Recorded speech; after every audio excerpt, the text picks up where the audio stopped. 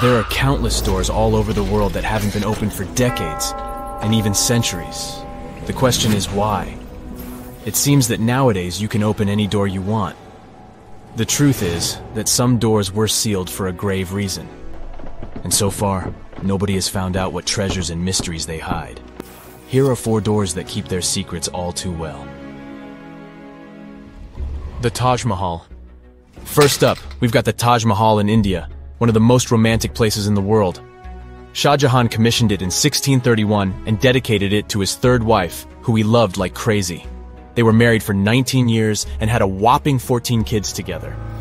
But unfortunately, she passed away while giving birth to their last baby. Shah Jahan was heartbroken and decided to build an epic tomb to remember her by. The construction took a whopping 20 years to finish. The building has quite an interesting layout. The design is super unusual with these 4 massive 130-foot tall minarets that stand on the corners of a huge platform. They're not just there for looks. Back in the 17th century, architects were having some serious issues with buildings collapsing under their own weight. So, the chief architect of the Taj Mahal made sure to place those minarets as far away from the tomb as possible. And he even tilted them in a way so that if they did fall, they wouldn't wreck the rest of the Taj Mahal. Talk about planning ahead. The Taj Mahal is hiding some crazy secrets. There are sealed rooms all over the place that nobody is allowed to enter. And if you check out photos of the building from the riverside, you can spot 2 basements. But guess what? They're sealed up too. Nobody knows what's inside or why they've been locked up since the time of Shah Jahan. Apparently, there's a good reason why those rooms are off limits. Some researchers think that they were built using marble, which turns into a different substance called calcium carbonate if it's exposed to carbon dioxide. And when that happens, little bits of marble start chipping off like crazy. To make matters worse, there's no air flowing into these rooms. That means that if too much CO2 builds up in the basement, the 4 minarets could collapse. But wait, there's more. Some people think that the body of Shah Jahan's wife can be found in one of these sealed-up rooms in pristine condition. Why not? Who knows what the mysterious rooms might keep? The Great Sphinx of Giza. The Great Sphinx of Giza is shrouded in mystery. It's not just the largest monolith statue in the world, but it's also a hybrid creature with a woman's head and a lion's body that originates from Egyptian and Greek mythology. It's also very ancient. It's estimated to be around 4,500 years old.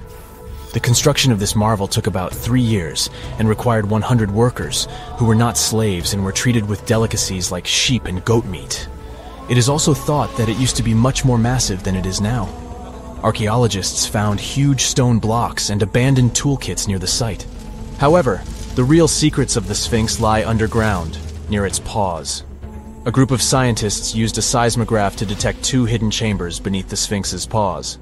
Some people think that these rooms might be the legendary Hall of Records, which holds ancient scrolls revealing the secrets of the universe. I mean, that's way cooler than any library I've ever been to. Rumor has it that the Egyptians even had info on Atlantis stashed down there, which is like a super old version of a conspiracy theory.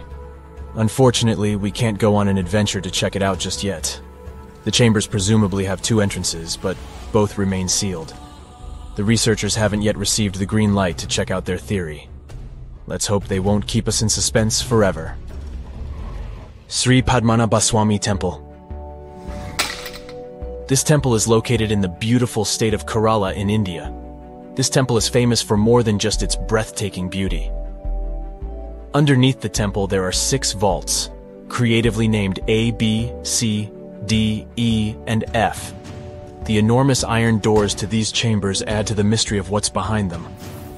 A few years back, the authorities decided to open these vaults to the world, but it wasn't an easy task. You can't just open the doors and enter the vaults. It required a lot of work. It took them a while, but finally, in 2011, they opened 5 of the 6 chambers. And guess what they found? Tons of treasure. Bags of gold, precious gemstones, and priceless diamond jewelry. The estimated worth of everything found in the vaults is a whopping $1 trillion. It's like the temple was the real-life inspiration for Aladdin's Cave of Wonders. But wait, I said 5 of the 6. What happened to the last one? Vault B has remained closed, but not for lack of trying. They simply didn't manage to open it. There is even a belief that it's fatally cursed. Legend says that only a saint or sage can break the curse by chanting a specific mantra. But no one has been able to do this yet, presumably because we don't have saints or sages at our disposal. There is also rumor that in the 30s some temple invaders tried to enter Vault B to do some good old looting. But they never reached their target. Apparently terrible snakes materialized out of nowhere and chased the gang away. But of course, this is just an urban legend, and there is not proof of that. However, it is said that the Auditor General dealing with the temple claimed that Vault B had been opened at least 7 times since 1990, and nothing bad happened to anyone who entered. Who knows? Maybe we should send Indiana Jones to check it out. The First Emperor's Tomb. Deep under a hill, completely undisturbed and surrounded by dangerous traps, lies an ancient 2,000-year-old tomb. It belongs to Qin Shi Huang, the first emperor of China. He was born in the Qin state and became king when he was just a boy. But when he grew up and gained full power, he united the warring states ancient China was divided into by conquering them. After that, he created the Qin dynasty. When he died in 210 BCE, they buried him deep underground in a massive tomb. And when I say massive, I mean massive! Back in 1974, some farmers in Xi'an, China, stumbled upon something strange while digging a well, a huge terracotta soldier. This discovery led to an extensive archaeological dig that has continued for over 40 years, revealing a collection of thousands of clay soldiers. The unique thing about these soldiers is that each one has its own unique features, from hairstyles to facial expressions. It's believed that there could be up to 8,000 of these soldiers, but only 2,000 have been found so far. Interestingly, the central tomb, which is believed to be the resting place of the emperor, is still untouched.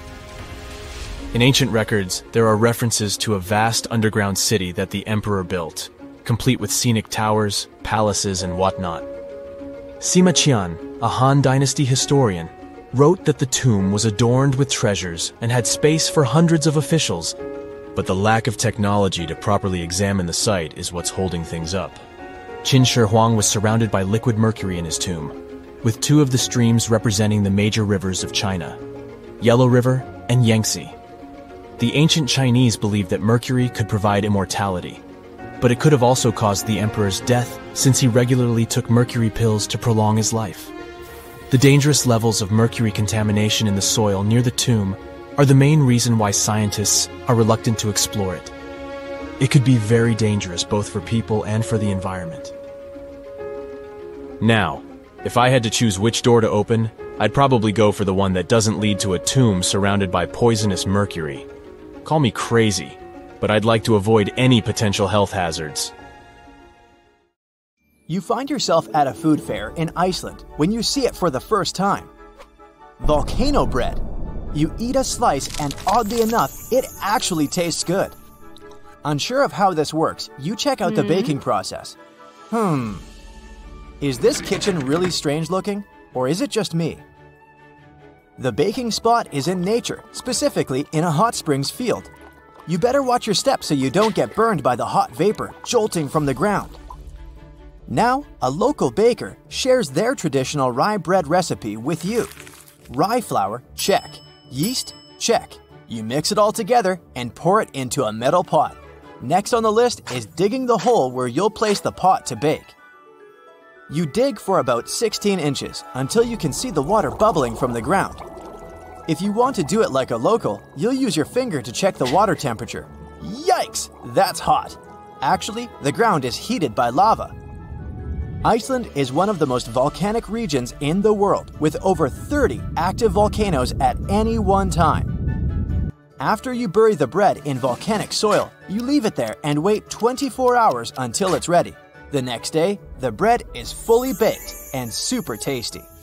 And the best part is, you just participated in an ancient Icelandic tradition. People have been doing this since at least the 1800s. Imagine it's your first day of work in a museum, and your assigned task is to clean the mask of Tutankhamun. You grab your cleaning utensils and then, oh no, this can't be happening. You just broke Tutankhamun's beard. I never wish this to happen to anyone. but this is actually a true story. Back in 2014, an employee at the Egyptian Museum knocked off the beard of Tutankhamun's mask and glued it back on, hoping no one would notice. This mask was discovered in 1922 and is considered one of the 10 symbols of our human civilization. Oh, and the best part of this story? It took historians until 2016 to discover the poor glue job. So, if you visited the museum between 2004 and 2016, maybe you saw the glued beard. If I say Sahara, what comes to mind? An infinite desert landscape, right? Well, according to scientists, the Sahara isn't always a desert. From time to time, it becomes green. But you probably won't be seeing this in your lifetime. Every 10,000 years, the Sahara lives through a humid period, where the sand gives way to lush green vegetation and sparkling lakes. This happens due to a tilt in the Earth's axis, which affects different weather patterns around the globe. Can you imagine the Sphinx surrounded by rainforest? It's mind-blowing. And speaking of the Sahara, say you traveled back to 1800 BCE. If you timed it right, you might get to see the construction of the so-called Black Pyramid in the city of Dashur. These are not the famous Giza pyramids, but they serve the similar purpose of being a final resting place. In 1892, archaeologists excavating the area found an important part of the Black Pyramid that was lost for centuries. The benben, also called a pyramidion, was the tip of ancient Egyptian pyramids. A benben consists of a solid block, usually made of limestone. Most of them were covered with gold and reflected the first rays of light from the sun every day. Can anyone get me a time machine, please? Remember when you ate something really spicy, your cheeks turned red? Apparently, that can happen to birds too. For example, canaries can change colors after eating peppers.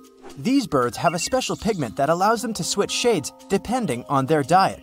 So, if a yellow canary eats red peppers, it can turn orange or red. Can rocks move on the ground on their own? Well, you might be under that impression if you visit Racetrack Playa in California. The site is a dry lakebed and home to one of the world's strangest phenomena, the so-called sailing stones. Think 100-pound rocks moving around alone, leaving behind trails as long as 1,500 feet. They were discovered in the 1900s, and until recently, no one was lucky enough to be on the site while they were moving. It was only in 2014, after much observation and research, that scientists solved this mystery. The sailing stones appeared because of the perfect balance between wind, ice, and water. When it rains, the water that falls on the ground freezes and forms a coat of ice above the ground. If it's windy, the rocks are easily pushed around, sailing along the lakebed. But hey, if you ever visit Racetrack Playa, don't disturb the rocks. On the western coast of France, you'll find the vacation hotspot known as the island of Ré. It attracts tourists looking for scenic landscapes and beautiful beaches, but that's not all it's famous for. There, an extraordinary phenomenon occurs when two different wave patterns collide with each other, something called a cross-sea. It's almost as if the sea were a checkerboard divided into hundreds of squares. And no, it's not an optical illusion. A cross-sea only happens in places where different quality waters meet. For a tourist to see the cross-sea in Ré, this probably means that there was a storm in a different sea nearby. This stormy water travels with the help of currents and meets the water of Ré, creating these oddly shaped riptides. Oh, and apart from this island and Israel, there's nowhere else in the world where you could see such a thing. The following sight will either give you goosebumps or make you marvel at its weirdness. I'd say it depends on the time of day you visit. Next to the small town of Gryfina in Poland, you'll find a very unusual sight, a pine tree forest where each tree is bent at its base. If you visit during the daytime, I guess you'll be fascinated by these trees' sharp 90-degree curves. You can even use their trunks as a stool if you decide to have a picnic, for example. But visiting the site at night will most likely give you chills. A thin layer of fog hovers around, making the forest seem quite unwelcoming. Scientists still can't explain why the trees are the way they are. So, are you a daytime or nighttime visitor? you went for a hike and suddenly encountered a big cloud of fog. This may ruin your photo ops, but there's one thing you can hope for. Foggy days are the perfect conditions for a phenomenon called fog bow, otherwise known as a white rainbow. This happens because of numerous tiny water droplets that cause fog, smaller than 0.002 inches. So, instead of the multicolored bow, you get a transparent one, with red outer edges and a bluish inner edge. Now, say you're roaming in a little town in Europe, appreciating the century-old buildings and good summer weather. You feel hungry and decide to type into your Google Maps the name of that restaurant your friend recommended. Ah, it's only 10 minutes away by foot. You follow the blue dot on your GPS and arrive at your destination, quick and easy. We all love this free piece of technology, don't we? But what if I told you that the US spends over $2 million daily to maintain the satellites to make it work? Yep, that's the price. And to implement it, they spent over $12 billion US dollars. Have you ever heard of something called a natural snowball? This could be proof that nature is really perfect. In 2016, the beaches of the Gulf of Ob in northwest Siberia were filled with rows of giant snowballs. Think balls measuring up to 3 feet across. This rare yet beautiful natural phenomenon happens when small pieces of ice are rolled by strong winds and water. The further they roll, the more ice they gather, and the more that ice is polished. They end up as giant, perfectly shaped snowballs. They look pretty amazing on their own, but it's quite a sight when hundreds of them are together. This summer, you finally decide to go on that once-in-a-lifetime round-the-world trip. The first stop of this exciting adventure is in Europe. You start your journey in Italy, the country of pasta and pizza and delicious gelato. Ah, there it is, the world-renowned Leaning Tower of Pisa. You buy your ticket and get inside the crooked monument. You're about to climb 251 slippery stairs, so watch your step and don't forget to breathe. The white marble stones are astounding, and from time to time, you peep outside to enjoy the view of the city. Congratulations, you've made it! You've reached the top of the bell tower and can take all the selfies you want. The Leaning Tower of Pisa is one of Italy's most iconic landmarks. During your hike up the stairs, a guide tells you it's actually a medieval monument. It was built between the 12th and 14th centuries, taking over 200 years to finish. And in case you're wondering if it's always been tilted, I can say without a doubt, yes it has. Once they finished the third floor, the bell tower started sinking. The thing is, the very name Pisa comes from the Greek word that means marshy land. The ground there is extremely soft, made of clay, mud, and sand. And architects have been trying to save the day ever since they built the tower. At the top of the 185-foot-tall monument, you take your time admiring the city. How many terracotta rooftops can you count? If you walk toward the south side of the monument, you may feel closer to the ground. This is because the Leaning Tower of Pisa tilts toward the south. At one point, it leaned almost 5.5 degrees and still didn't fall. Today, when you visit the monument, the guide might tell you the tower is leaning less. A few years ago, the world's best architects and engineers did some construction works next to the monument to keep it from falling over. They dug several tunnels and took out over 38 cubic meters of soil from under the north side of the tower. So now the tower is tilting at an angle of only 4 degrees. So if you want to take one of those classic photos where you're holding up the tower, you better hurry. Who knows how long the tower will still be leaning? Now it's time for you to make your way to Rome. This city is basically an open-air museum, and you have to check it out for yourself. It's scalding hot, but you're lucky. Today, you're visiting the baths of Caracalla. Are you ready for an authentic ancient Roman experience? You enter through what once was a locker room. You'll have to use your imagination. Today, you'll only see 130-foot-tall brick walls here.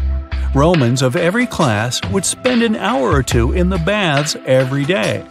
They would come after a long day at work or before dinner. Imperial bath complexes, such as this one, were usually free, but you had to pay an admission fee. Leaving the locker room, visitors would stop in a heated room where they would receive oil and scrub massage. Then, some people would move on to one of two exercise yards. Can you see how ample they were? Here, there were elaborate marble porticos, and you can still see a few fragments of the mosaic-colored floor. If you were in the mood for something more intellectual, you could stop to listen to a philosopher or visit one of the libraries. Now we've arrived at the most impressive room, a caldarium. It was a circular hot steamed room measuring 115 feet in diameter. It had not one or two, but 7 heated pools inside. Above your head, you'd have seen a magnificent dome supported by large granite columns. The entire structure was richly decorated with multicolored glass mosaics and the finest white marble. The complex also housed an indoor Olympic-sized pool with waist-deep water. Today, you can only admire a few reddish walls made of brick and concrete. Emperor Caracalla, like many other Roman emperors, built a mega-complex, and it sure made people happy. After a long international flight, you arrive in Egypt. Get ready for some camel rides and juicy dried fruits.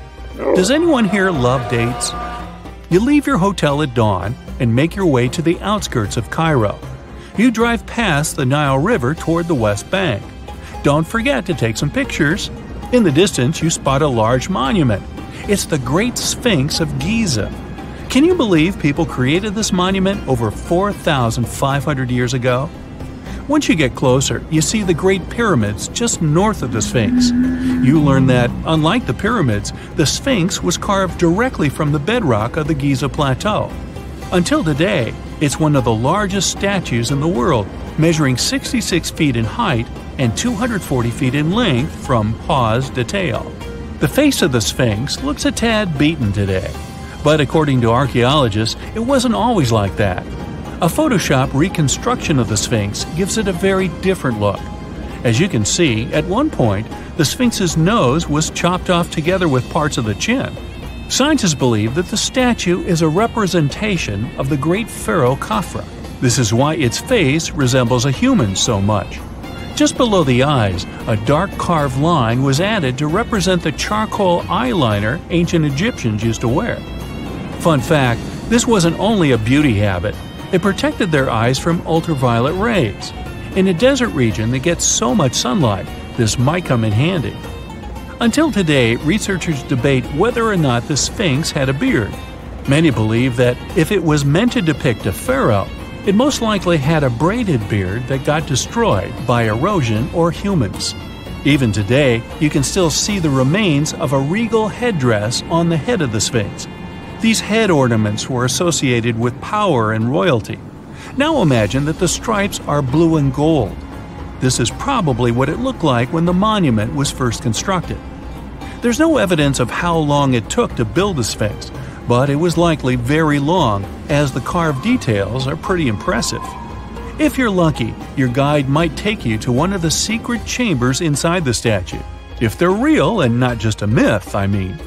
Ah, the crystalline waters of Greece. Whether you arrive by boat or plane, you're in for a real treat. This is the focal point of archaeological sites. You arrive at Mandrake Marina and Port, but wait a minute, you don't see any monuments around. The Colossus of Rhodes is nowhere to be found at first glance. That's because it was destroyed long ago. Before tumbling down during a mighty earthquake, the great statue was considered one of the 7 wonders of the ancient world. If you saw the Colossus in a picture, you would probably mistake it for Lady Liberty. Well, that's actually not a coincidence. Apparently, there's a connection between the Statue of Rhodes and the Statue of Liberty. They were both built as symbols of freedom, and Lady Liberty is often referred to as the modern Colossus. The Colossus stood at 100 feet tall, but today all you see is a concrete jetty with a huge gap in the middle. Now, imagine a bronze statue straddling both ends of the bridge. The Colossus was built back in the 3rd century BCE, and 900 camels took part in the construction. The statue existed for approximately 54 years before it was ruined by a powerful earthquake. It hit the city so hard that all that was left of the statue was one very large foot. Even so, people kept visiting the monument. Are you ready to head home? Thanks for joining me on this journey, and don't forget to tell me what your favorite site was. See you next time! One of the most unexplored and mysterious places on Earth is located in plain sight. It's one of the most majestic monuments of humankind. The wonder of the ancient world hides a secret that scientists and archaeologists still can't solve. This is the Great Sphinx of Giza in Egypt. The huge sculpture of a lion with a human head was carved out of rock about 4,500 years ago. Scientists still don't know the exact date of its creation and are also unaware of who built it and what for. There are many assumptions and theories, but none of them has been confirmed. Most people have seen this majestic sculpture either in photographs or in reality, but almost no one knows what's hidden underneath it.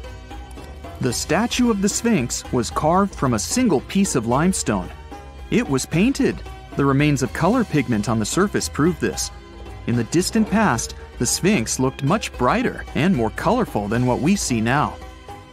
But even after thousands of years, its greatness hasn't diminished. And by the way, Sphinx is not the real name. It was invented by the Greeks about 100 years or more after its creation. Initially, the Egyptians called the statue Hor-em-Akhet. There are many legends and theories saying the Sphinx is there for a reason. It's like a watchdog that guards the tomb of the pharaoh and the secrets of ancient Egypt. These legends become more plausible when archaeologists discovered hidden entrances at the feet of the Sphinx. They believe that these secret passages are the beginning of the tunnels leading to the halls with treasures. You can find a lot of stories on the internet that claim the Sphinx hides the Hall of Records, a repository filled with ancient and secret knowledge. One of the main artifacts of this repository is supposed to be the records of the ancient mythical state of Atlantis. According to legends, the entire library from this city was moved under the Sphinx. The entrance to this library must be located next to the Sphinx's right paw. Many archaeologists tried to find this entrance, but came away empty-handed. Also, there are many images with detailed diagrams of the underground city that consists of a network of tunnels and chambers under the Sphinx. Someone says there are structures as tall as 12-story buildings hiding underground, but there's no evidence of this. Archaeologists, even after millennia, continue to explore the mysterious sculpture. At the same time, many Egyptians don't want to learn more about the Sphinx. They're terrified of awakening something supernatural. In 1998, scientists discovered tunnels leading to empty caves under the Sphinx. They found evidence of earlier excavations there. It's quite possible that someone managed to find the treasures and take them away. Some people believe Egyptians found some kind of artifact under the Sphinx that has the power of unknown advanced technologies. The artifact is so powerful that it can change the course of history. Of course, most theories are just fairy tales of conspiracy fans, but it's a confirmed fact that the Sphinx hides a system of caves and rooms. There are so many rumors surrounding the Sphinx that it's impossible to understand what's true and what's false. In any case, it's difficult and dangerous to study the sculpture because active excavations can destroy it. And then the entrance to the underground rooms can get blocked by rocks and lost forever. Also, further exploration requires a lot of money, and financing is not always easy to find. But the main reason? It's too risky. There's no guarantee that people will be able to get out of the underground labyrinths. For these reasons, scientists and archaeologists have been exploring this majestic structure for so long. Another famous architectural monument with a secret is Mount Rushmore in South Dakota. Everyone admires the images of the U.S. presidents' faces carved into the rock, but few people know that there's a secret room hidden behind the head of Abraham Lincoln. The architect of Mount Rushmore wanted to carve slabs on the rock with the record of the main stages of the country's history. But his plan was too complicated to carry out. Then he was offered to implement it on a much smaller scale, to build a secret room inside the mountain. The idea was to save this knowledge so that future generations will always remember the history of their country. Unfortunately, the architect didn't have time to finish his work. The construction stopped for several decades. But in the late 90s, the project was resumed. Porcelain enamel panels depicting the history of the US were placed in the room. It's possible that these plates will be stored there forever. But people can't see them, at least for now. The room is inaccessible to tourists as it's too difficult to get inside. Another secret room is located in the Empire State Building. More precisely, it's not even a room, but a place where you can take cool photos. Almost all tourists gather on the observation deck of the 86th floor to enjoy a stunning view of Manhattan. But there's another deck with panoramic windows on the 102nd floor. There are way fewer people there because almost no one knows about that place. Fortunately, access to this deck is open to everyone. You probably won't have to wait in line for a long time to take a photo. You'll feel special because you're in such a secret place where there are almost no people. But the coolest place is even higher, on the 103rd floor. This is a spacious observation deck where celebrities get their photographs taken. It's not a public place, but if you know the right people, you can get there. There are almost no security measures on the site. Only a low ledge between you and an abyss. That's why crowds of people are forbidden from coming here. It's not so easy to get there, and you're unlikely to succeed without a guide. First, you need to choose the right elevator that will take you there. Then you'll go through several engineering rooms filled with pipes, electrical panels, and other technical stuff. The final part of your way is a set of stairs inside a tiny corridor. And here you are, at the top of New York. Now we're in Paris. See the Eiffel Tower? Inside it, there are restaurants and observation decks.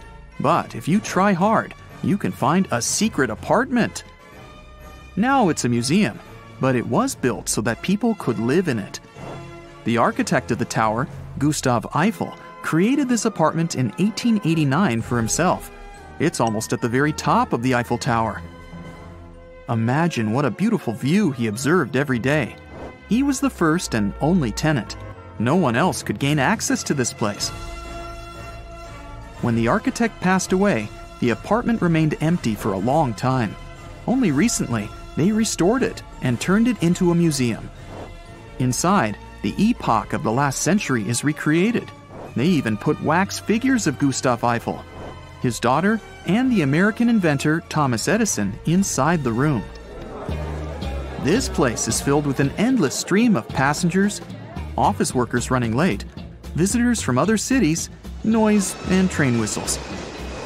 At Grand Central Station in New York, among all these sounds, you can hear the sound of a ball hitting a racket, if you're in the right place. A real tennis court is hidden inside New York Central Station. It belongs to a tennis club that arranges corporate games for employees of many companies. The club was opened in the 60s. Now we're moving to London, Charing Cross Road. It isn't easy to find one secret place here. To do this, you need to look carefully at your feet. Do you see these sewer grates in the asphalt? Inside them, you can notice two signs with the name Little Compton Street. Yeah, there's another street right below you. It disappeared from all maps at the end of the 19th century. Charing Cross Road was built over it.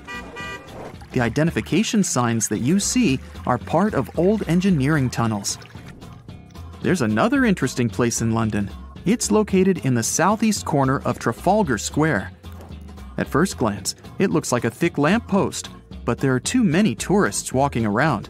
You come closer and realize that one person can easily fit inside the post. The lamppost belongs not to an electrician, but to a police officer. Yeah, this is the smallest police station in the world. It was built in the 1930s and used as a watch post. officers had to sit there one by one and watch Trafalgar Square. That always attracted a lot of pickpockets and all kinds of other criminals. When you hear the word mummy, you might get a chill down your spine. That's because most of us associate this word with those creepy characters we've seen in some scary movies. But in reality, mummies have helped us understand a lot about ancient civilizations, their rulers, and about how people used to deal with losing their loved ones. The people most famous worldwide for their mummies are the ancient Egyptians. They believed that some sort of existence after passing away was possible, if certain conditions were met. That's why they insisted on preserving the human body through the process of mummification and placing the mummy in a furnished tomb, kind of like giving it a fully functioning apartment of its own. Why did they believe in this? Well, because they were deeply connected to their natural environment for the most part. They saw the natural cycles around them, like how the sun rose every day, followed by the moon, or how new life was always sprouting from plants, even after they had wilted away. They also believed that the powerful spirit Osiris, who represented the cycle of passing away and resurrection, played a role in this process. To prepare for the afterlife, the ancient Egyptians followed certain rituals, like mummification, which involved using materials like honey, resins, and incense to preserve the body. There's no other mummy more popular than that of King Tut. He was a young pharaoh who ruled over 3,000 years ago in Egypt. The problem with discovering ancient royal tombs is that most of such burial sites were previously robbed. People knew ancient rulers had been left with many valuable belongings, so those locations became vulnerable to thieves. When King Tut's tomb was opened in 1922, people were excited because it had not been robbed, like many other previously discovered royal tombs. That's how well hidden it was. Inside, his mummy was encapsulated in a total of 3 coffins, including one made of gold. The objects found in his tomb showed us what ancient Egypt was like, and studying his mummy also helped us learn about the culture and practices popular at the time when he passed away. We also learned about his family by looking at his DNA. Scientists were able to discover that he had had a disease called malaria and a problem with his foot that might have made it hard for him to walk. Ramses II was another pharaoh in Egypt who ruled for 68 years, which was quite a lot back in the day. He was known for his expansion campaigns and building projects.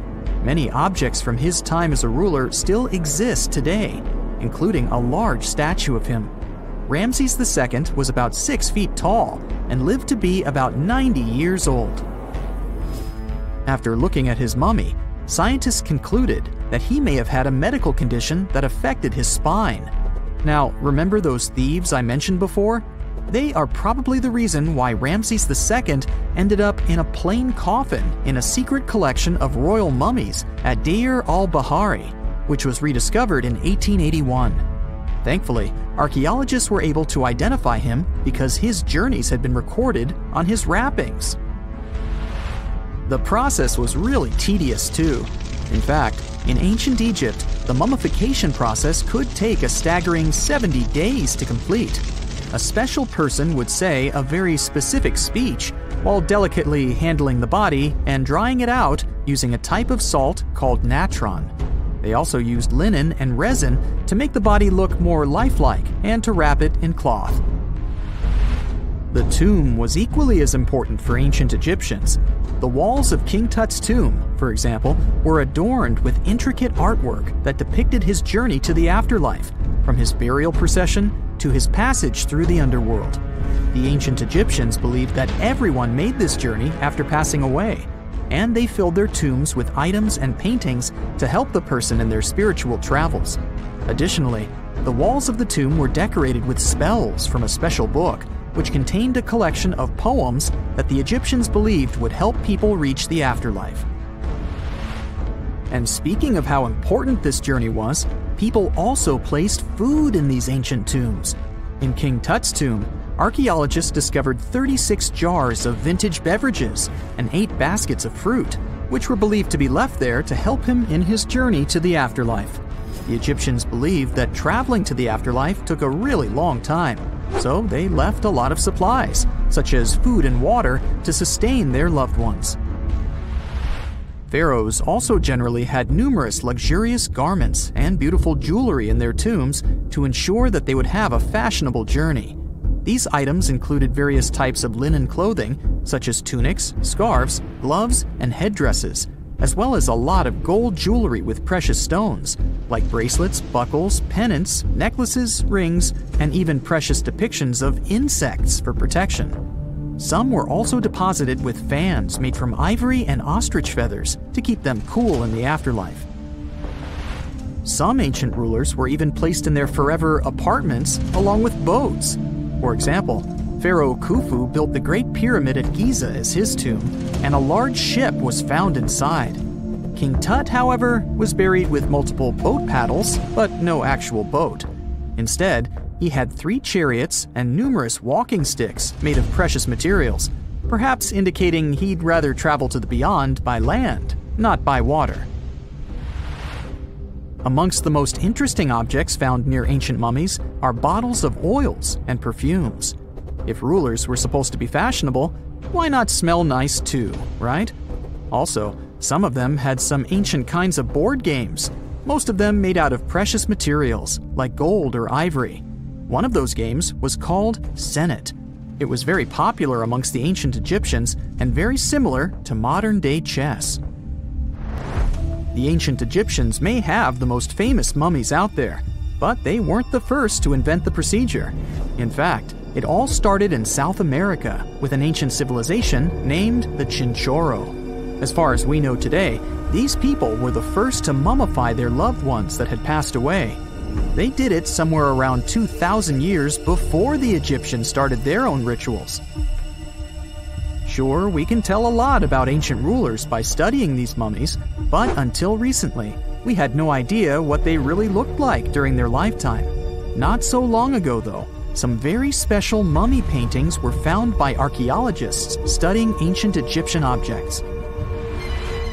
These mummy portraits are highly detailed paintings of individuals that were made while they were still alive. Such paintings were often painted on wood, as opposed to the classical portraits we all know about, which are painted on canvas. They are known for their realism and beauty, and have even been used by researchers to diagnose diseases by comparing them to the corresponding mummies. Some of these portraits also include depictions of jewelry, which was later found on the mummies. The recent discovery of these mummy portraits in Central Egypt is significant, as it marks the first time in over a century that such paintings have been found. Mummies appeared all around the world naturally, too. Mummification can occur without people intervening because of natural conditions, like extremely cold or hot environments, places with a lack of oxygen, or accidental exposure to chemicals that preserve the body. These conditions don't allow bacteria to grow, resulting in the body remaining more or less intact. Famous Otzi was one of these mummies.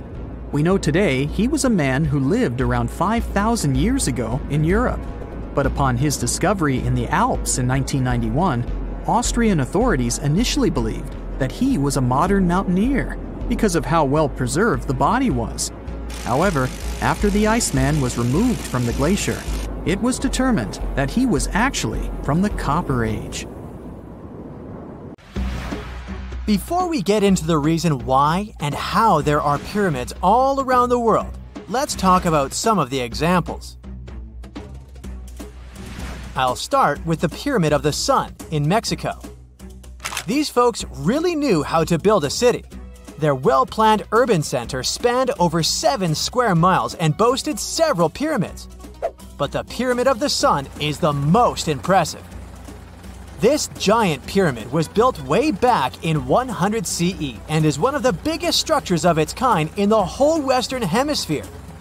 It's so big that it's 216 feet high above the ground.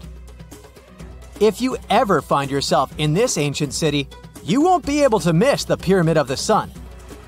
It's right there on the east side of the Avenue of the Dead, the city's main north-south street. To build this incredible pyramid, around 1 million cubic yards of material were used, including a special kind of red volcanic rock called hued tizontal. Impressive, huh? We don't know too much about the people who built the Pyramid of the Sun or its purpose. But archaeologists believe there was once a temple on top of it. When explorers went below the pyramid in the 1970s, they found a bunch of cool tunnels and chambers. In 2011, they even found a secret stash of clay pots, obsidian pieces, animal bones, human figurines, and a mask. Who knows what other secrets the pyramid is hiding? If you decide to see this one, you must climb the pyramid using the 248 uneven steps on the west side. Watch your step. Sudan got some pyramids too. Nubian pyramids aren't as big as the ones in Egypt, but they still got around 200 of them. These ancient pyramids have been home to the tombs of the pharaohs of the Meroitic kingdom for almost 1,000 years, who ruled Egypt from Nubia to the Mediterranean Sea. The pyramids at Meroe were constructed using granite and reddish sandstone. Oh, and did you know that Sudan has more ancient pyramids than Egypt? The Kushite pyramids depict the indigenous architecture and burial traditions of Nubia's Napata and Meroe kingdoms, which ancient Egypt influenced. Meroe, the burial site of over 40 queens and kings, is the most extensive Nubian pyramid site. The tomb walls depict mummified royals bedecked in jewelry, their wooden caskets containing bows, quivers of arrows, and other artifacts pointing to the Meroitic relationship and trade with Egyptian and Greek civilizations. So if you're looking for some ancient tombs to explore, you may consider skipping the crowds in Egypt and heading on down to Sudan. Let's fly to Iraq to see some more pyramids. Ziggurats have fancy receding layers and tiered temples. Instead of a smooth exterior, it has tiers like a cake. Perfect for all the important work and rituals that went on inside. You can find these towering structures scattered throughout Iraq and Iran, and they're a real testament to the power and skills of the people who built them. One of the biggest and most impressive ziggurats is the ziggurat at Ur. It's basically a giant rectangular pyramid that stands a whopping 70 to 100 feet tall, with 3 levels of terraces and a temple on top. Can you imagine how many baked bricks it took to build that thing? Try 720,000 for just the lower portion. This particular ziggurat was built for Sumerian king Ur-Nammu. Similar to other ones, this pyramid has been around for thousands of years, so it got a little rough around the edges. Thankfully, the Babylonian king Nebuchadnezzar II and some archaeologists came to the rescue in the 6th and 20th centuries respectively. And now, you can find this near Talil Air Base. The ziggurat at Ur was built in 2100 BCE by King Ur-Nammu for the moon deity Nana. It was the tallest building in the city, and you could see it from miles around. It was like the medieval cathedral spire of its day. People would come here to bring their agricultural surplus and get their food allotments and seek spiritual nourishment.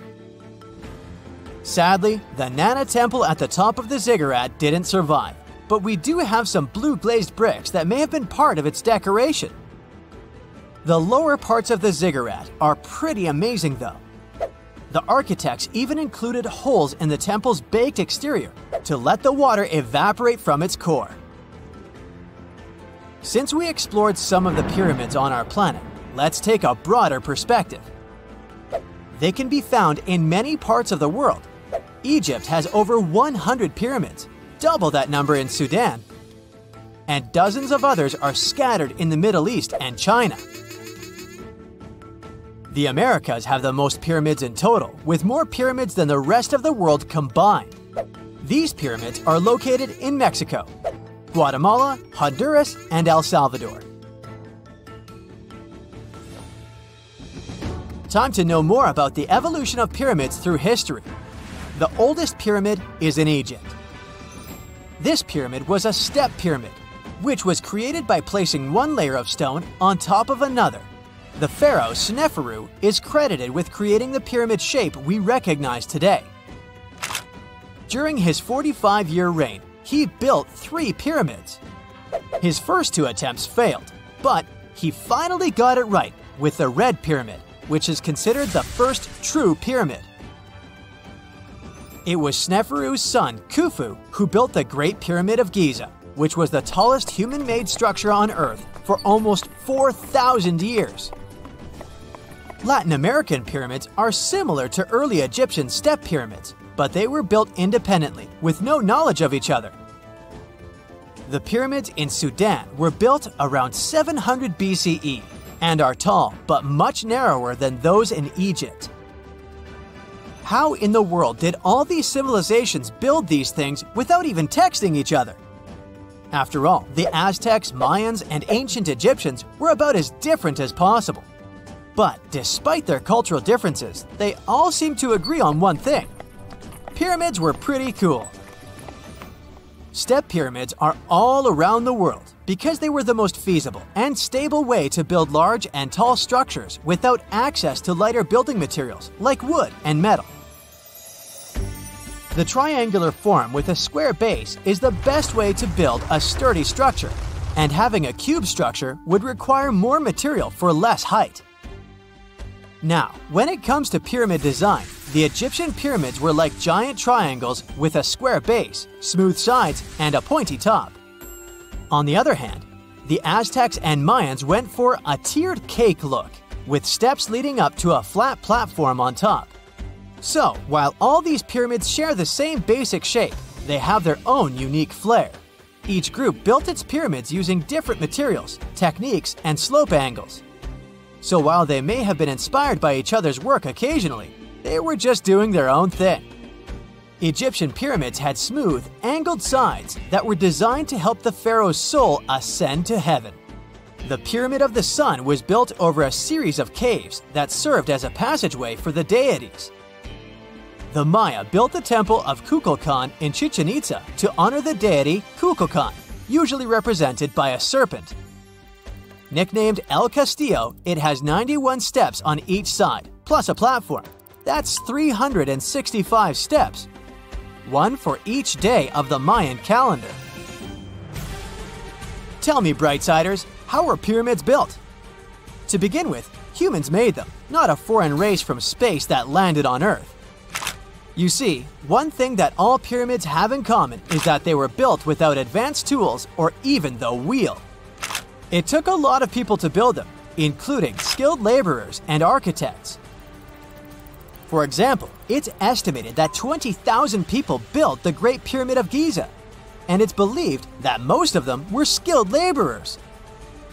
Building pyramids was a massive undertaking that required years of planning and effort. The Great Pyramid at Cholula, Mexico, took 600 years to complete.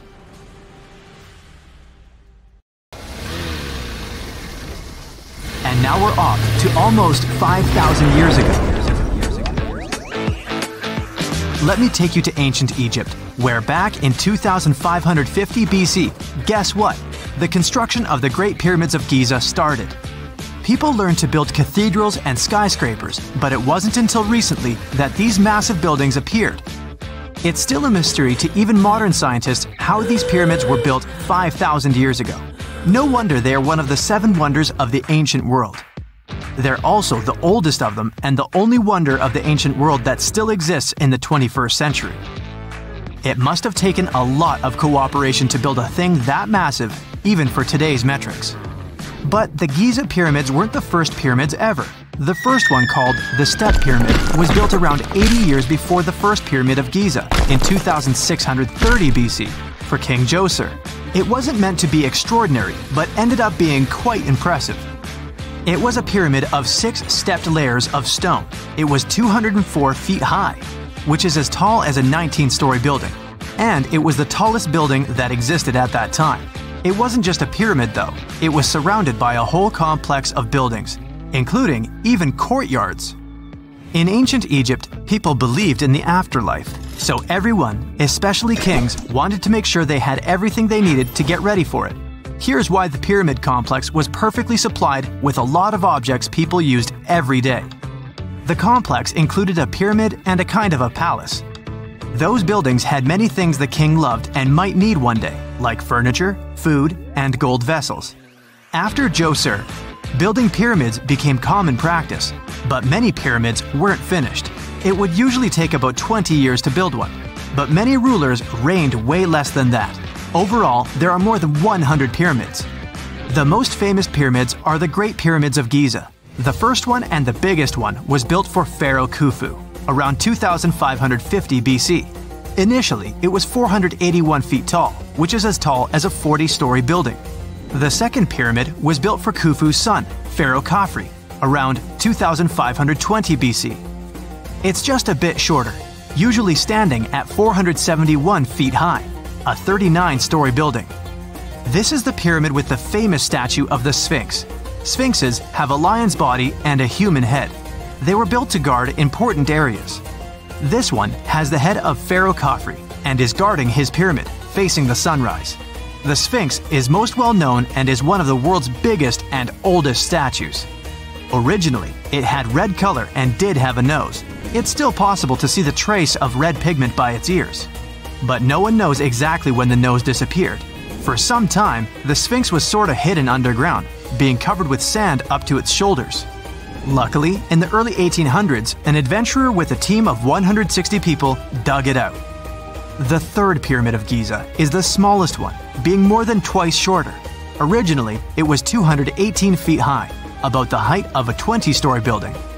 Built in 2490 BC, it was a pyramid for Khafre's son, Menkaure. The pyramids are designed to align with the points of the compass, and their sides symbolize the rays of the sun. But back at the time, there were no compasses. Ancient Egyptians figured out the directions themselves, and with amazing precision. To align the pyramids, they used two constellations. Originally, the pyramids were covered in smooth white limestone and had a gold-silver top to reflect the sun. Later, the white limestone was taken from the pyramids by other kings and used for other buildings. Scientists estimated that ancient Egyptians used about 2.3 million stone blocks to build the first pyramid. Each block weighed more than 1 ton. This is the weight of a rhino. Some blocks were even bigger, being almost as heavy as an elephant. 4.5 millennia ago, there was no modern equipment to help build it. There were no machines, no wheels, and even no steel. The only metal available to them was copper. Even today, scientists aren't sure how the Egyptians managed to build the pyramids. There are no records left that would shed light on it. Some even think that Egyptians wanted to keep it as their secret and didn't even record it on purpose. Many believe that poor people and foreigners built the pyramids, but it's not true. Actually, the builders were very skilled workers, and they were fed and paid well. The archaeologists claim that the builders lived in a nearby temporary city and were a highly organized community with a strong leader. Scientists say that around 20,000 people worked on each pyramid complex, and it took about 20 years to build each. It probably was a national project. The construction site was large in resources, and food and essentials were likely to be contributed from all parts of Egypt. Even with all that support, it remains unclear how people managed to cut, transport, and assemble those huge stones. One of the theories suggests the stones were most likely transported on boats down the Nile River. Then, there was a harder part.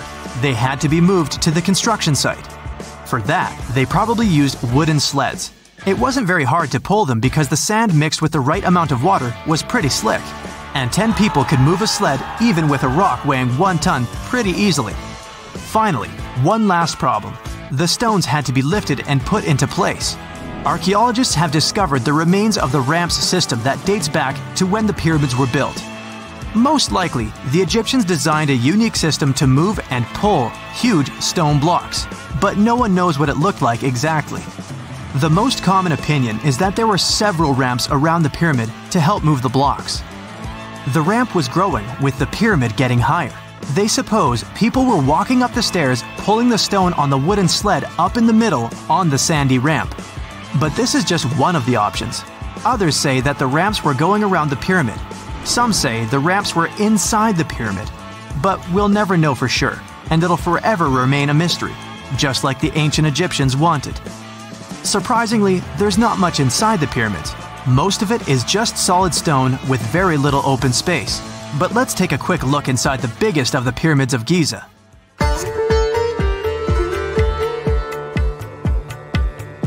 From the entrance, there are two stairs, one going down and the other one going up.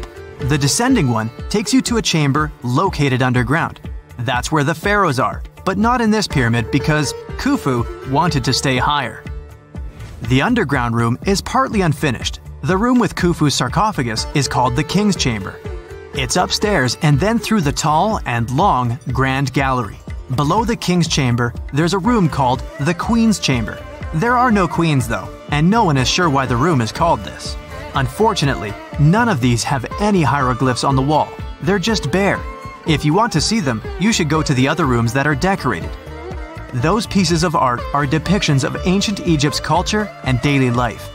The texts allow researchers to study their language and grammar. Sadly, the treasures that once were here in the pyramid are long stolen. From that room, there are several tunnels for an unknown purpose. There are many tunnels and passages inside the pyramids. There are many chambers and shafts and secret ways. Scientists have been sending little robots with cameras there for some decades already. And the robots did discover another chamber a bit upstairs with hieroglyphs on the walls. But even today, much of the pyramids is still unknown, and there's no so-called building plan of the pyramids. Egyptians did create a mystery no one can crack for 4,500 years already. Scientists recently started to X-ray the pyramid to learn what's inside it without entering it and its narrow, mysterious tunnels. Imagine working 7 days a week on a large-scale construction site. You, along with thousands of others, carry millions of stone blocks and put them on top of each other according to a complex system. You work without modern construction equipment. You have no air conditioning or constant access to water. It's so hot outside that you can fry eggs on the road. You've been building the pyramid for decades, and now, when it's finally done, you enjoy the result of the colossal work of thousands of people. You're looking at a giant cultural monument of global value that will freeze in time and amaze people for tens of thousands of years. A few thousand years have passed. People in the 21st century see the pyramids and are like, wow, I can't believe humans have built this. Yeah, the people who built the pyramids wouldn't have appreciated such a theory. But actually, there are reasons to believe that people built it using some fantastic technology. From the outside, it seems the Great Pyramids are just big triangles of stone. People just put some heavy blocks on top of each other, and that's it. In fact, the design seems too perfect to be true. The pyramid consists of more than 2 million blocks. They lay so close to each other and are so even that you couldn't squeeze even a thin sheet of paper between them. Scientists still can't figure out the exact technology for building the Egyptian pyramids. One of the biggest and most famous is the Great Pyramid of Giza. This huge construction, well known all over the world, has one big secret. There should be a capstone on top of the pyramid. It's a triangular-shaped stone block, a small pyramid on top of a huge one. It's also called a pyramidion. The builders of ancient Egypt made it out of granite and limestone and covered it with gold. No records or old drawings prove that there was a pyramidion at the top of the Great Pyramid of Giza. But there's another ancient Egyptian structure with such a triangle, the Red Pyramid. It was built before the Great One, and its capstone has survived to this day. Archaeologists have found and reconstructed it. But where could the capstone of the Great Pyramid be? It's a mystery that still has no answer. Some are sure that some thieves have stolen it from the top. Maybe they just climbed up and pushed the pyramidion down. It makes perfect sense. The capstone was probably the most valuable element of the pyramid. Many scientists and archaeologists still don't know its exact purpose. Some believe that this peak covered with gold glorified the pharaohs. The capstone reflected moonlight at night and illuminated the entire space around it. During the day, the capstone reflected sunlight with its shiny surface. You could have noticed it from afar. The top of the pyramid was a kind of guiding star for lost travelers. All other stone blocks of the pyramid consist of limestone. People polished them to make them look shiny. In the past, they were even glowing and reflected light. You could see glowing pyramids from space, although they looked like tiny lights. Over thousands of years, winds, sandstorms, and rains have changed the pyramid's appearance. If people had taken care of them all this time, they would have looked like something out of science fiction movies, or the pyramids from Las Vegas. But unfortunately, we will never see their original appearance. Some archaeologists and scientists believe that the capstone could absorb the sun's energy and distribute it evenly throughout the pyramid. No one knows precisely why the Egyptians needed this technology. There's a theory the pyramids are ancient energy systems. The pharaohs applied this energy to use some unique technologies that were more advanced than all the achievements of the 21st century. And the triangular shape of the pyramids was ideal for boosting this electromagnetic energy. In theory, solar radiation, or electromagnetic forces, accumulated at the top of the pyramid, filled the inner rooms, and then went down the walls to the base. Any surface distortion could prevent the flow from spreading, so they had to create a perfectly smooth surface. That's why they installed the blocks so that nobody could squeeze a needle or razor blade between them. Many people believe in this theory because they built the pyramids from limestone. This material can hold energy inside itself. In the inner part, they created granite deposits to cause air ionization, that is, to create an electric charge. They also dug channels under the pyramid for water to transmit electricity. And at the top, they put a gold capstone, the best conductor of electricity. So, this is how you get a great power generator. Different cultures used similar technologies to create electricity all over the world. But these are all theories. If it had been working, humanity would have used these technologies today. There are mentions of the metal industry, chemistry, engineering, physics, mathematics, and astronomy in some ancient records. Most scientists don't believe in all these things. We know the detailed stages of the technology's development in different cultures. In the 21st century, scientists, historians, and anthropologists can track the evolution of all modern devices. If people had created some technological inventions in ancient times, the history of the world would have looked different. Perhaps all the achievements of antiquity could have been wiped off the face of the earth by global cataclysms, and it can happen to us. Just imagine how people would dig up a laptop in 5,000 years. Perhaps they wouldn't understand what kind of device it is. Another Egyptian wonder surrounded by mystery is the statue of the Sphinx. The Egyptians carved it out of a single massive piece of limestone about 4.5 thousand years ago. But scientists still don't know the exact date of its construction or who built it. People painted the Sphinx in different colors, so it looked much brighter and more vivid in the distant past. It was shining just like the Great Pyramids. Anyway, time hasn't only changed its appearance, but its name too. Initially, the Egyptians called it Horemheb. The Greeks renamed it the Sphinx about a few hundred years after it had been built. The Sphinx emphasized the greatness of the rulers of Egypt. It also performed a symbolic function of a watchdog guarding the tomb of the pharaoh and the paths leading to it. This version sounds realistic, since archaeologists have discovered many secret entrances at the foot of the Sphinx.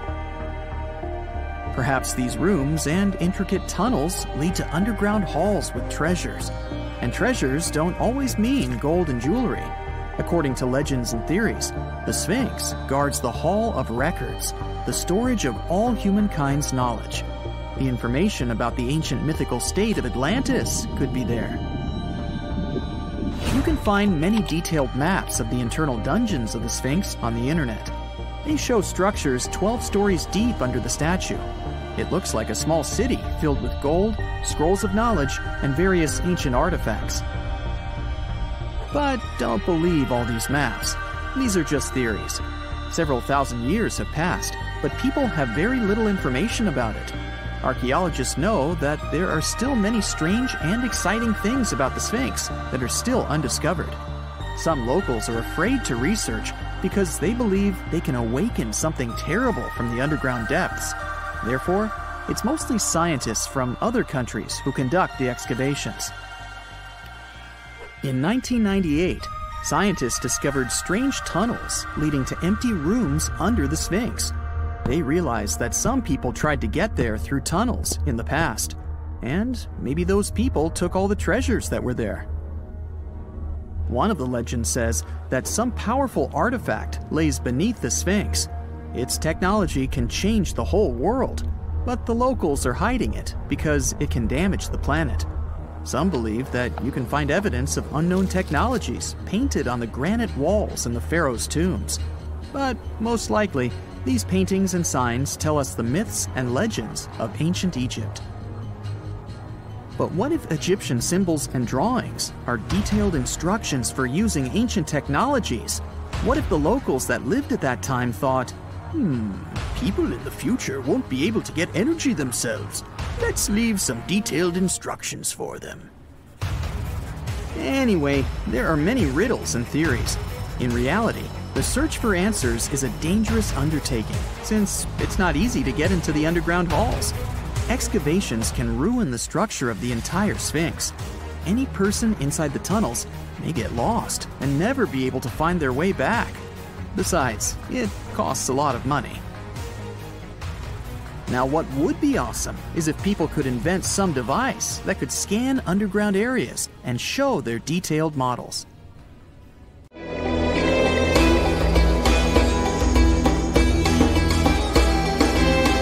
The Great Pyramid was created as the final resting place of ancient Egyptian monarch Khufu. According to legend, French leader Napoleon entered the Great Pyramid and came back out looking shaken and super pale. He never revealed what he saw inside, but whatever it was is said to have affected him for the rest of his life. When Napoleon entered the pyramid, he would have walked through a super tight and ascending passageway. He'd then go through another passageway, known as the Great Chamber. This corridor would have been much taller than the previous one, and would have cobbles too. He'd then reach the King's Chamber, the centerpiece of the Great Pyramid, which was lined with huge blocks of granite. But it wouldn't have looked as grand as we might imagine. There are no hieroglyphics decorating its walls, as Egyptians only began decorating the burial chambers of pyramids much later on. The pharaoh's tombs deep inside the pyramid would have also been filled with treasures, from chunks of gold to the world's most expensive jewelry. But this would have all been looted a long time ago. The only thing that probably would have been left in there would have been a huge sarcophagus, which would have once contained the king's mummy. He'd also have to walk past the queen's chamber. This room most likely didn't hold any queens though, as pyramids were usually only built for one person. There are mysterious tunnels leading from here. To this day, no one is really sure what they're there for. And that's not the only mysterious and creepy thing Napoleon may have encountered, as stories of pharaohs leaving ancient curses on pyramids go way back. Many pyramids had warnings written on the outside, telling of horrifying things that would happen to those who entered and disturbed the peace. We might not know what exactly Napoleon found in the Great Pyramid that scared him so much, but we know for sure what was found in Tutankhamun's tomb. Tutankhamun was an ancient Egyptian pharaoh who was only 8 or 9 years old when he took to the throne. He became a cultural phenomenon when his tomb was discovered almost completely intact in 1922. His pyramid sits in the Valley of Kings in Thebes, modern Luxor, which is in Egypt. Unlike the Great Pyramid, Tutankhamun's tomb was covered in beautiful wall decorations. The walls told the story of how he would travel to the afterlife through the underworld. Egyptians believed all people would have to take this journey, so they would fill their tombs with objects and paintings to help them get there. There'd also be spells painted on the walls. They believed this would help people pass over to the next realm. The journey would be pretty long, and for that reason, the ancient Egyptians would also fill the pyramids with food. Tutankhamun's pyramid was filled with 8 fruit baskets. They even found something called gingerbread fruit in there. The rooms were jam-packed with furniture, statues, clothes, and staffs, amongst a whole bunch of other things. You'd likely find a lot of clothes and expensive jewelry in the pyramids as well. The ancient Egyptians wanted their ancestors to travel in style to the afterlife. They put Tutankhamun in his final resting place with over 50 pieces of clothing, all of the highest quality. There were tunics, scarves, gloves, and headdresses, and a ton of jewelry. Bracelets, pendants, necklaces, rings, and scarabs for protection were all found inside. Each of them was made of gold or precious stones. There were also fans made of ostrich feathers to keep the old pharaoh cool in the hot Egyptian sun. But the temperature inside the pyramids never actually went above 68 degrees Fahrenheit. The ancient Egyptians developed a super cool air conditioning system that we don't fully understand even today. Tutankhamun's pyramid also contained 130 walking sticks made from ebony, ivory, silver, and gold to help him on his journey. There were 3 chariots hidden away in case he got tired of all the walking. They also put 11 boat paddles inside, but there was no sign of any boat. The pyramids would be littered with the pharaoh's favorite scents and perfumes. During the excavation of Tutankhamun's pyramid, it quickly became clear that it had been robbed during ancient times. There was damage to doors and traces of oils left in empty jars. It looks like someone raided the pyramid for gold and the scents, perfumes, and oils that had been left for King Tut. There was still a bit of perfume, which was made from coconut oil and frankincense, left in one bottle. It seems like Pharaoh Tutankhamun loved board games. There was an ivory traveling set of senet in his pyramid. Although we don't know for sure exactly how to play it, we have figured out it was sort of an ancient Egyptian version of backgammon. It looks like it was a 2-player game where the goal was to knock your opponent off the board. Not really sure who Tutankhamun's mummy was supposed to play with, though. The ancient Egyptians had some rituals that may seem pretty strange to us. For example, they used to shave their eyebrows off if they ever lost a cat. So it's not too surprising they put some really weird things inside pyramids. Archaeologists discovered a collection of mummified cats and scarab beetles in pyramids that date back more than 4,000 years. They were found in the pyramids of Saqqara, which is south of Cairo. They also found a bunch of makeup kits and mirrors inside. Makeup was worn proudly by both men and women in ancient Egyptian times. Eyeliner was the most popular cosmetic. The Rosetta Stone was one of the best discoveries ever made in pyramids. It was found by our man Napoleon Bonaparte and his team. It's a black granite rock that dates back to 196 BCE. It's transcribed in Greek, Demotic, and hieroglyphic. When it was translated in 1822, we got the key to understanding ancient Egyptian hieroglyphics for the very first time. The discovery of Queen Hatshepsut's mummy in 1903 changed our understanding of the Egyptians forever. After she had passed away, her successor, Thutmose III, removed most of the evidence of her reign, so we basically knew nothing about Egypt's first great female leader. She's now gone on to become one of the few and most famous female pharaohs of Egypt. Pharaoh Khufu even had a fully fledged boat in his pyramid. Archaeologists uncovered more than 1,200 pieces of a giant boat near the Great Pyramid at Giza. They reassembled the boat, and it's a whopping 144 feet long. It's most likely a solar boat, which was designed to carry the resurrected king with the deity Ra. Fun fact, the Pyramid of Giza is the last remaining of the 7 wonders of the ancient world. The other 6 are the Hanging Gardens, the Colossus, the Temple of Artemis, the Mausoleum, the Lighthouse, and the Statue of Zeus. This pyramid was also the world's tallest man-made structure for 3,800 years, and it's the biggest pyramid in Egypt. It took a staggering 2.3 million blocks of limestone, and some weighed as much as 80 tons. It took an incredible 100,000 laborers and a whopping 23 years to build. Its original height was a mega 480 feet. In 2017, archaeologists discovered something weird about Egypt's Great Pyramid. There's a hidden void that's at least 100 feet long, and no one really knows why it's there or what's actually inside it. The Weird Void is the first inner structure discovered within the 4,500-year-old pyramid since the 1800s. Scientists used cosmic rays to detect the massive hole, but are still no closer today to finding out what's inside. The ancient Egyptians took a lot of care building the pyramids, and everything was strategically placed and structurally sound, so it's super unlikely that this hole is due to blocks falling over time. Loads of pyramids also contain small model figurines called ushabti. These represented attendants. They believed they would come to life to serve the pharaohs in the afterlife. But it's amazing that all this stuff actually fit inside. There isn't actually a huge amount of space inside the structures. It's mostly just rock. Most people know that pyramids were built as grand tombs for the pharaohs, designed to ensure they had a smooth journey to the afterlife. The Great Pyramid of Giza, for instance, was constructed for the pharaoh Khufu. But what most people don't know is that this whole pyramid building trend started right here with the step pyramid of Djoser about 4,700 years ago. This massive structure was built for Pharaoh Djoser, a ruler from Egypt's 3rd dynasty.